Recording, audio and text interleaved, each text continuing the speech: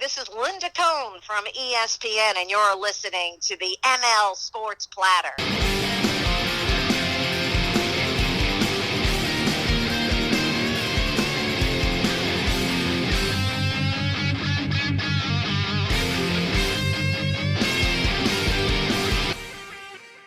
It is indeed another edition of the ML Sports Platter. I'm your host, Mike Lindsley. Hit me on Twitter at MikeLSports. And, of course, find the ML Sports Platter on Facebook and Instagram. And my 1-minute hot takes and 9-minute videos from Rosie's Corner every Friday, all over the platforms like Twitter, Facebook, YouTube, IGTV, Instagram, and TikTok. We are brought to you by Brian Comboy of Mass Mutual, New York State. Tax-efficient retirement planning. Go with Brian today. Super pumped up with our financial future. He really opened our eyes to a lot of new things. Go with Brian today on Facebook, on LinkedIn, and of course, advisors.massmutual.com. Tip of the cap, thank you as well to Heather Saxton of Hunt Real Estate, Stanley Law Offices, Bryant and Stratton College of Syracuse, and Liverpool Physical Therapy. Go ahead and visit them online at liverpoolphysicaltherapy.com. Pete and Mike are doing an amazing job over there. And by the way, no doctor prescription is necessary for the first 10 physical therapy visits in New York State. Liverpool Physical Therapy, a proud ML Sports Platter sponsor. How fast does time go? Well, this episode is a full Week 3 preview of the NFL. That's right, we're already a couple of weeks done with the NFL season. It is absolutely, positively remarkable how fast time goes. And let's break all these games down, starting last night was the Panther-Texan game, obviously, but we'll break down Sunday and Monday here as I'm recording this a day before the Panther-Texan game. I do expect Carolina to win that game, but I have been impressed with the Texans in terms of, basically having an expansion roster. They have Davis Mills as the backup this week. Tyrod Taylor is placed on IR. It seems like every single thing that happens, every single bad break that happens to someone, it happens to Tyrod Taylor. I guess he's Tyrod Taylor post-Bills. He's Tyrod on the Bills, right? And just after the Bills, I guess he has whatever name you want to call him. But just a really good guy, and everywhere he's gone, he's been a class act, and he's been a Band-Aid. And it's one break after another. One bad break after another. So I have been impressed with a team that, let's face it, with a lot of offseason stuff, David Culley in as the first-year head coach, all the distractions with Deshaun Watson and the rest, I think that they have actually played a fairly solid couple of games here. It'll be hard with Carolina. They are home. I think this game will actually be close for a while, but then the talent of Christian McCaffrey will take over in the game. Again, recording this game before kickoff of that one. By the time you hear this, you'll know what happened on Thursday night football at NRG Stadium. Washington at the Buffalo Bills. The Bills, for the next 2 weeks, they play backup quarterbacks. Taylor Heineke for Washington and the aforementioned Davis Mills for the Houston Texans. And, this Washington team, their defense is ultra aggressive. Chase Young is just a man among boys. And, I think Washington has the ability to find space against the Bills' defense, a defense that dominated Miami last week. But they have players. McLaurin played great last week. Antonio Gibson can run it and catch it.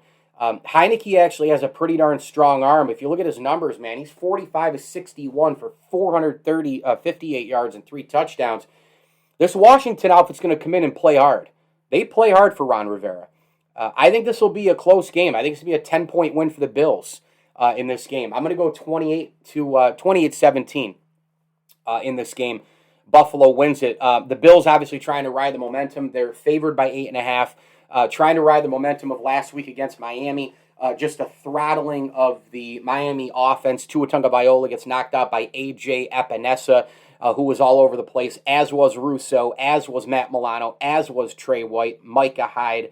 Every one of those guys, they were all over the place. A.J. Klein, and they had 6 sacks in total. And you know what? I mean, they won 35-0 with basically playing B- football. They played A+ defense, but they played B- football as a team, most notably that happening on offense. So I think the Bills at home here got to take care of business. Double-digit win for them, 28-17. But I do think because Washington plays hard and they're very, very physical and that great defense, I think they do keep it close. throughout 2-3 quarters. Bears at the Browns. This is a huge game for the Chicago Bears. We'll see what happens here with the banged up Andy Dalton. Is it Justin Fields time? But this is a game where, you're 500 and it's the third game of the year. Remember, the NFL, it used to be four game segments of the year. Now it's a 17-game schedule, so I guess you have to go 4-4-4-5. The first 4 games it's the intro to the season. What's the early look after 4 games? How good is this team? Well, if the Bears can somehow sneak out of Cleveland with an upset win, I think we're going to learn a lot about this team. I don't see it happening. I think it's going to be too much Mayfield, too much Chubb, too much Njoku, too many weapons on the Browns, and that defense for Cleveland, again, it's a legit defense. It's a very, very, very good club. They're 1-1. Both of them are 1-1 here this season. Cleveland, they had to beat Houston, obviously. It's weird, isn't it? Like, they beat Houston, it didn't look as good as losing to Kansas City, because they had the horrible special teams gaffe at the end. The punter tries to run to the right and make a huge play. Should have just ran quickly and pooched it. Instead, they lose the game off of that with short territory for Patrick Mahomes and company to score, and then they beat the Texans by 10. I mean, you have to beat the Texans there. This is a monster game for the Chicago Bears. Cleveland, meanwhile, they play Chicago, then they go at Los Angeles Chargers, home for Arizona. This is an interesting, tough stretch in the back end of the October slate before they face a couple of conference, division foes, Pittsburgh, Cincinnati. They have Denver before that. Cleveland has a really difficult stretch also in December. They've got to play at Baltimore, then they have a bye week, then they host Baltimore, Vegas at home, at the Packers, at Pittsburgh, and home for Cincinnati. So that end stretch is difficult for Cleveland, but this is a big, big game for the Chicago Bears, I think. I think we're going to learn a lot about if the Bears have any promise this year. I think Cleveland could lose this game and still be okay. But, this is a game where the Bears, going into hostile territory, playing a really good team. Obviously, they beat Cincinnati last week, picked off Joe Burrow 3 times. They got blown out in the first game against the LA Rams, just had no answer for Matt Stafford in that offense. But let's figure out who the Bears are after week 3. I do think Cleveland wins the game. Let's go 35-24. Ravens at the Lions. Boy, Detroit is bad, aren't they? 0-2 already. What a win for the Baltimore Ravens. I expect them to come off of that win against Kansas City on Monday Night Football, just rolling that confidence. I don't see the Lions defense having any answer for the Ravens and that pistol, Greg Roman, Lamar Jackson, run heavy, disguising and all the rest. I think this is a big game for Marquise Hollywood Brown. I think he goes off in this game. The Lions secondary is absolutely horrific. I think Jackson runs for 100, throws for 200 or 300. He better. I got him in fantasy. I will take Lamar Jackson and the Ravens big in this game. I think they put up a 40 spot. Let's go 40-16. Ravens big time. It's an inside venue. You've got that specialized turf. Lamar could go off here against this Lions defense. It's all on paper for him. Let's see if he can execute. Colts at the Titans. This is basically season on the line time for the Indianapolis Colts. And you've got a situation now where Carson Wentz is out with a double ankle injury. It never ends with that guy. Their defense was pushed around in week 1, was a little bit better week 2. They can't afford to get pushed around this week, because if you get pushed around just a wee bit, that guy Derrick Henry is on the other side. Derrick Henry last week got my game ball. He was absolutely unbelievable. He had 44-plus points in fantasy. He's the best running back in football. He's so good. It's why I took him as the number 1 pick in my fantasy draft. This Tennessee Titan club is a good team. I picked them to go to the Super Bowl this year. Julio Jones looks like he has tons left in the tank. Tannehill already has 559 yards and a touchdown on 75 pass attempts and 48 completions. So he's already racking up the numbers. Brown, Jones, Henry, Tannehill. That offense is really good. And that Vrabel defense, they like to try and create some turnovers and, shut you down to force you into 3rd and long. And I think that's going to happen a lot to the Colts. Give me the Titans big in this game, 31-13. Chargers at the Chiefs, one of the big games of the week. This is a huge, huge challenge for the Chargers. I just think it's going to be too much hostile territory, too much Mahomes, too much Tyreek Hill. Kansas City hungry after losing to Baltimore. But look, the offensive weapons in this game, my God. I mean, I hope this is in the 50s. I really do. Eckler and Herbert and Mahomes and Keenan Allen and Kelsey and Tyreek Hill and Edwards-Helaire and all these guys. This is an offensive firepower game. Give me Kansas City 41, Chargers 34. I think the Chiefs' defense actually makes a big play late in the game. We've seen that happen this year with Kansas City. Tyrann Mathieu actually made a huge interception, a pick six on Lamar. Ended up not being enough because Lamar and company rebounded. Big week for the New Orleans Saints. They have to go at New England in this game. And you want to talk about a team that's, I don't even know if there's a team that's more Jekyll and Hyde than the New Orleans Saints at this particular juncture. You know, week one, they bomb Green Bay on a neutral field in Jacksonville. And then this past week, they went to Carolina, and they looked like a completely different football team. And that's why, you know, this is a week-to-week league. Let's be honest right now. And you know what? New England's 1-1 here. And New England's going to be good all year. I've been telling people they've got a really, really strong defense. They have people who have come back from Corona. They have Dante Hightower looks absolutely, positively like he has not missed a step. They've got veterans. They have guys who know how to play in big situational football spots. Guys like Chase Winovich now, who've been in the league a few years. You've got to love still the veteran leadership and play of, Devin McCourty, who's fantastic, been in the league for 12 years. Kyle Duggar is an outstanding safety. He's coming into his own out of Lenore Ryan a couple of years ago. The Bills, actually, and Brandon Beane wanted him. New England ended up getting him. They just got a lot of guys. Stephon Gilmore. They've got players who have been in the league for a long time. Their youngsters are becoming veterans quickly.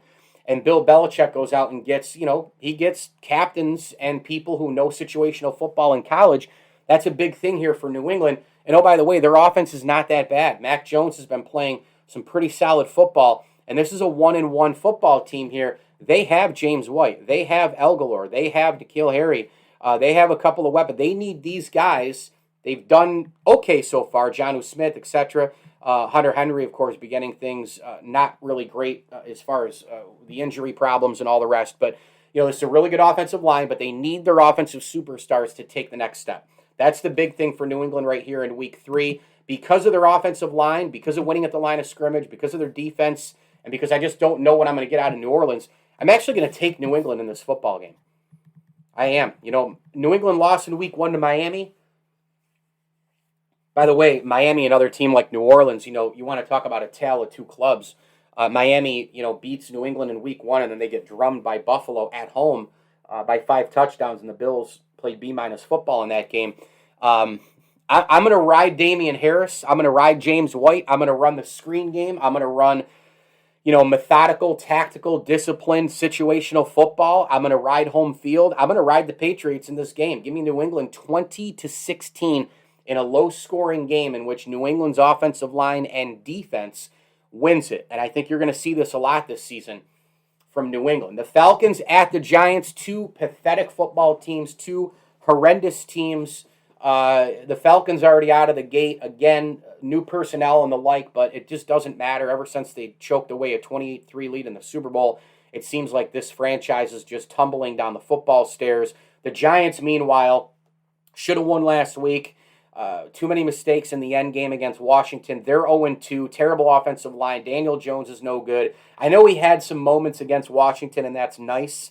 But Daniel Jones, turnover prone, fumbling, and the like. And I know the offensive line creates a lot more problems for Daniel Jones than maybe he creates for himself. But I'm going to take the Atlanta Falcons on the road.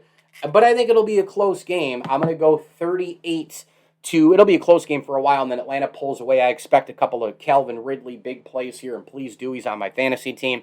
Maybe Kyle Pitts gets an order. Maybe this is the first, the big arrival game for Kyle Pitts against the New York Football Giants against a horrendous secondary. And by the way, the Giants just don't do the little things as well. We've seen drops all over the board. The receivers not making plays.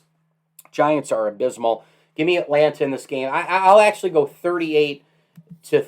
I think the Giants can put up some points on this Falcons defense. Bengals at the Steelers. This is a very interesting AFC North game because you have the Steelers now with Big Ben looking horrific against both the Bills and Vegas. His receivers made plays, Deontay Johnson being one of them, made some plays for him in that game. But last week against Vegas, he was horrible. Pittsburgh at home, they're favored by 3, and the Bengals really need a victory here, not only in division, but for a confidence standpoint. And Joe Burrow had a rough week last week. I think this game's going to come down to the final couple of possessions. I think it's going to be whoever can run the football and then go off the play action and execute on third down. I'm looking at you, Najee Harris. I'm looking at you, Joe Mixon. And I'm going to take the Pittsburgh Steelers in a close game, home field coaching. Whenever it happens where it's a coin flip game for me, I always go with the home field and or the quarterback. In this particular case, I would actually put my money more on Joe Burrow than Big Ben. But the Pittsburgh Steelers defense is pretty darn good. I think they're going to get a little bit of a rush here. Cam Hayward and company, T.J. Watt. They have Hayden and Minka Fitzpatrick back there in the secondary where I think they could create an interception opportunity late in this game with a heavy pass rush. I'm going to take Pittsburgh in a nail-biter, 24-23. Cardinals are at the Jaguars. This is a complete and utter mismatch. This game should be an absolute all-out blowout by Arizona, but you never know. Stranger things have happened. This is a club right now that is humming on all cylinders. They are 2-0. Kyler Murray is arguably the most exciting player in the NFL. You've got all kinds of weapons across the board. I mean, this team rolls out one guy after another offensively. DeAndre Hopkins is impossible to cover. A.J. Green looks like he's got a ton left in the tank. Rondell Moore, who I thought it was just an outstanding pickup out of Purdue in the second round of the NFL draft this past spring. He just adds a little bit more. The kid Christian Kirk is playing well. And they've got some major defensive players who are, and look, I like the parts better than the whole for the Arizona defense, but Chandler Jones, 5 sacks week 1, didn't do anything in week 2, but they have Budda Baker, they have Chandler Jones, they have J.J. Watt, they have Isaiah Simmons, they've got Jalen Thompson. They have about 5 or 6 guys who are major players. If everybody else could step up, rise to the occasion there, Arizona could have one of the most complete defenses and complete teams in all of the NFL. And right now, though, they're just humming. And I don't know how that Jacksonville defense, a no-name defense, a team in complete and utter rebuild, how they're going to keep up with the Arizona Cardinals. And oh, by the way, the Cardinals defense should be able to make life miserable for Trevor Lawrence, who was horrific last week. He's going to go through those growing pains as a rookie quarterback. I'm going to take the Arizona Cardinals in this game 41-17. Jets are at the Broncos. Extremely difficult game here for the Jets. I just saw Chubb needs ankle surgery for Denver. That's brutal. Just talent for talent, I just don't see it. I don't see Zach Wilson keeping up with Teddy Bridgewater, who, by the way, already has 592 yards and 4 touchdowns. He's played extremely well. It seems like everywhere he goes, he finds his niche, and he just kind of keeps teams above water, which is pretty impressive. He's not an elite quarterback like a Russell Wilson, Patrick Mahomes, Aaron Rodgers. He's not like those type of players. Peyton Manning in the heyday, Tom Brady. He's not one of those guys, in that group, but he is a really formidable guy. And Denver, with Melvin Gordon, Cortland Sutton, and Teddy Bridgewater, too much, I think, for the Jets defense. The Jets offensive line is so bad. I just saw a tweet that's going viral by some 12-year-old on TikTok who broke down the Jets offense. Absolutely deplorable last week in terms of the blocking scheme. 2 guys looking at each other. People are just missing assignments. Wilson throws into double or triple coverage multiple times. Just horrible. I expect more of that to happen. Tough environment. You got the air problem there as well. I'm going to go Denver by big scores in this game. I'm going to go 28-6. Denver pounds the New York Jets. Dolphins at the Raiders. No Tua Tagovailoa here. It'll be Jacoby Brissett again. I'm going to go the Raiders big. The Dolphins, despite beating the Patriots in week 1, they looked awful last week, and I think they're going to be overwhelmed here by the Raider offense. Even though I do like the corners for the Dolphins Up front, we saw that there is a problem. They just cannot generate a pass rush. They cannot generate enough of a run-stopping group here. The Bills were actually able to run all over them, most notably Devin Singletary with that big run early in that football game. And I think Miami is going to go in and get drubbed by the Raiders. Give me Las Vegas. There we go. 31 to 16 in this game. Darren Waller really is a great. I think he's a really great hands player. Too much out of Derek Carr here, right? We know that so far they've gotten a lot out of Henry Ruggs III. This is a good Raider offense, man. It really is. And they're going to be primed and ready, I think, to go 3-0 and beat the Miami Dolphins. That atmosphere is also going to be unbelievably difficult for Jacoby Brissett and Miami. Buccaneers at the Rams. Whoa, this could be the game of the week right here in Inglewood at SoFi Stadium. You want to talk about, Chargers and Chiefs, talked about that earlier with the offensive weapons. Tom Brady, Mike Evans, Godwin, Gronk, Fournette, Matt Stafford, Robert Woods, Cooper Kupp, who had an amazing game last week against the Colts. This game is just ready to roll. And by the way, the Buccaneers' defense has not looked that great in the first couple of games. They need to make some plays against Matt Stafford in this offense. I think this is a really, really close game. But I got to tell you, I'm loving the momentum, and I hate going against Tom Brady ever, but I'm loving the momentum for the LA Rams. I'm going to take the Rams in an nail-biter here, 31-28. I like the Rams in this game. I need to see more out of the Tampa Bay defense, especially the secondary. I know they had a pick 6 or 2, but on a consistent level, tackling, coverage, that kind of stuff. They can create turnovers. It's funny, there are a lot of defenses in the NFL. They'll give up chunk yardage. They'll let the third down chains move, and then all of a sudden, bang, they take the ball away. And Arizona, I mentioned, they're one of those teams where, bang, they get a big sack on 2nd and 5. All of a sudden, it's 3rd and long, and you get them off the field off of that one play. They're a turnover-prone defense. If they can shore up some of the other things, some of the basics, some of the fundamentals, I think Tampa Bay really could dominate and be unbeatable in 2021. But I like the Rams this week, 31-28. I'll probably eat those words because Tom Brady will get me again. Seahawks at the Vikings. Are you serious right now with Russell Wilson's numbers? 40 for 54, 597 yards, and 6 touchdowns. I mean, good grief. It's going to be a tough road game with the atmosphere at US Bank Stadium, no doubt.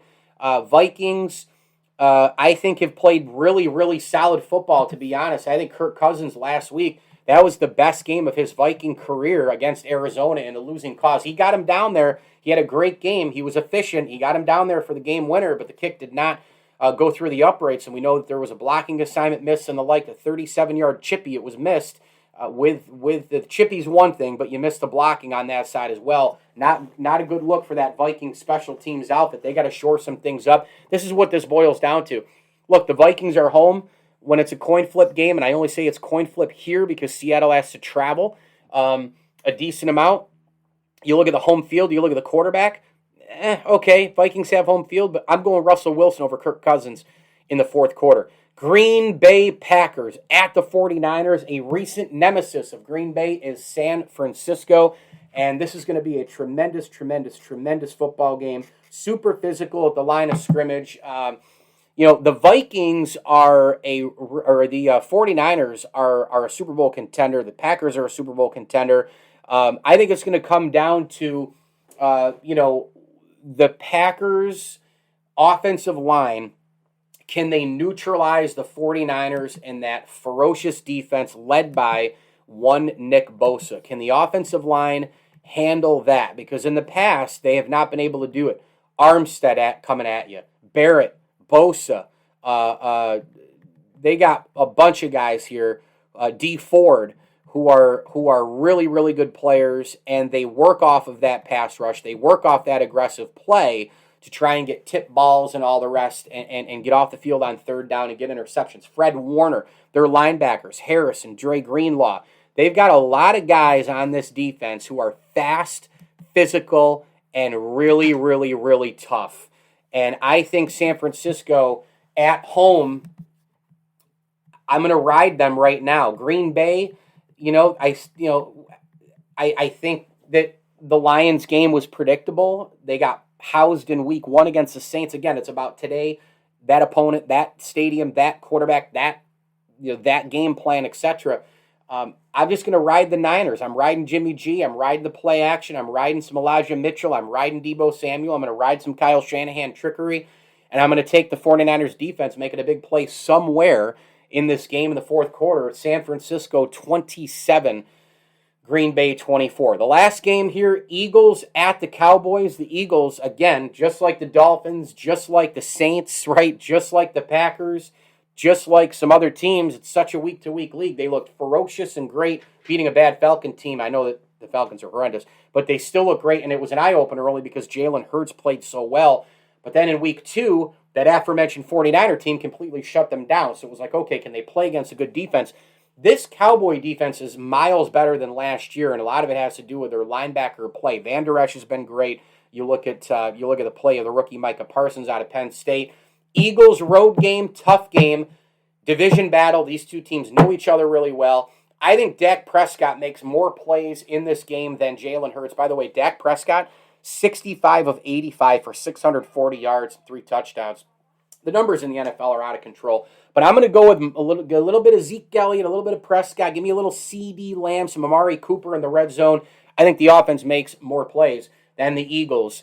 And give me Dallas in this game, 26-24. So there you go with the Week 3 NFL picks. I'm Mike Lindsley. Thanks for listening to the ML Sports Platter. You can get it all over the major platforms like Spotify, Google, Apple, Stitcher, Deezer, iHeart Media, and Amazon Music. We are brought to you by our great friends at the Al and Angus Pub, Barks and Rec Doggy Daycare, the Syracuse Fitness Store, and Brewerton Ace Hardware. If you're in and around Central New York, get on over to Brewerton Ace Hardware, right on Route 11 in front of the Brewerton Bridge. They have everything you can imagine. I was there yesterday. I picked up a couple of mums. They've got some local vendors selling pickles and barbecue sauce and beef jerky. They've got garbage cans. They have paint. They have inside and outside amenities. They have grills. They have pot soil. They've got it all at Ace Hardware. So make sure you shovels, you name it.